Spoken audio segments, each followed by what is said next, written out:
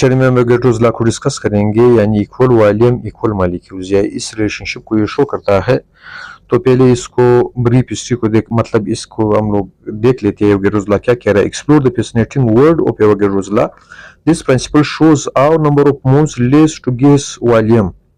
तो ये ला ये कह रहा है कि नंबर ऑफ मॉलिक्यूल जो वो गैस के वॉल्यूम के साथ इनका क्या रिलेशनशिप होगा। तो आप यूँ कह सकते हैं कि equal volume of gas contain equal molecules at the same temperature and pressure.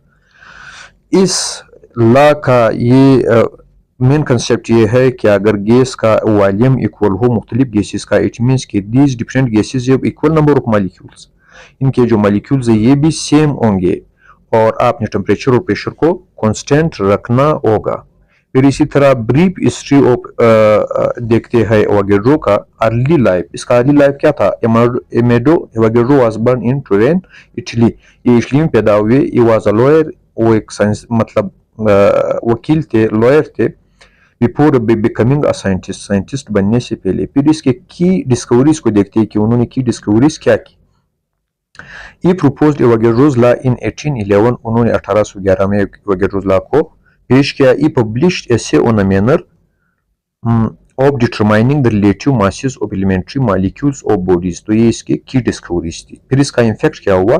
His work was not immediately accepted। इसके काम को मतलब जब इन्होंने पेश किया तो उसी टाइम एक्सेप्ट नहीं किया गया।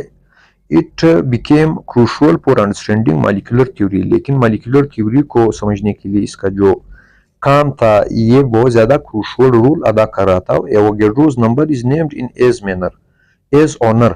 तो एवोगैड्रोस नंबर को भी इसके ऑनर पर यानी एवोगैड्रोस जो नंबर थे इसके नाम पर रखा गया एवोगैड्रोस नंबर। और ये मूल में आता है कि एक मूल में जो नंबर आते हैं, these numbers are called Avogadro's number. फिर इसके बाद इन्होंने और क्या किया। इसका एवोगैड्रोस लॉ का जो कोर कंसेप्ट है वो वॉल्यूम एंड मोल्स है। तो इक्वल वॉल्यूम क्या कह रहा है। Gases with equal volumes have the same number of molecules. मुख्तलिफ गैसेस है जिनका वॉल्यूम इक्वल है तो they should have the same number of molecules. इन पर कंडीशंस क्या होंगी। तो जो सेकंड नंबर पर है कांस्टेंट टेम्परेचर। टेम्परेचर आपने क्या रखना है, कांस्टेंट रखना है। Temperature must remain constant for the law to apply. इस लॉ को अप्लाई करने के लिए आपने जो गैसेस है उसका टेम्परेचर कांस्टेंट रखना है और इसी तरह उसका प्रेशर थर्ड नंबर पर वो भी आपने कांस्टेंट रखना है। So constant pressure must always stay constant for accurate measurement. तो प्रेशर भी कांस्टेंट होना चाहिए। फिर molecules, moles and molecules. The number of moles is directly proportional to volume of a gas. तो ये डिफिनेशन है किसका, एवोगैड्रोस लॉ का, कि the number of moles of a gas are is directly proportional to volume occupied by gas। तो number of mole gas के जितने ज्यादा होंगे मॉलिक्यूल्स भी उतने ज्यादा होंगे और इसी तरह गैस का वॉल्यूम भी उतना ही ज्यादा होगा। अभी इसका मैथमेटिकल ड्राइवेशन देखते हैं। तो mathematical representation of Avogadro's law, V is directly proportional to N। यानी ये मेन डिफिनेशन है कि V is directly proportional to N। Volume of a gas is directly proportional to number of mole of that gas. अब आपने इस directly के निशान को कांस्टेंट में चेंज करना है तो आपने के लगाया और इक्वल का निशान भी लगा लिया। V इज इक्वल टू के एन, V के साइड पर।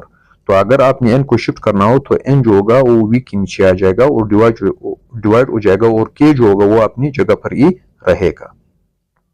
तो यहाँ पर हमने शो किया हुआ है k अपनी जगह पर है और n जो है वो शिफ्ट हो गया है। K will stay air, K यहाँ पर होगा और N को आप जब यहाँ पर शिफ्ट करेंगे तो V बटा N हो जाएगा।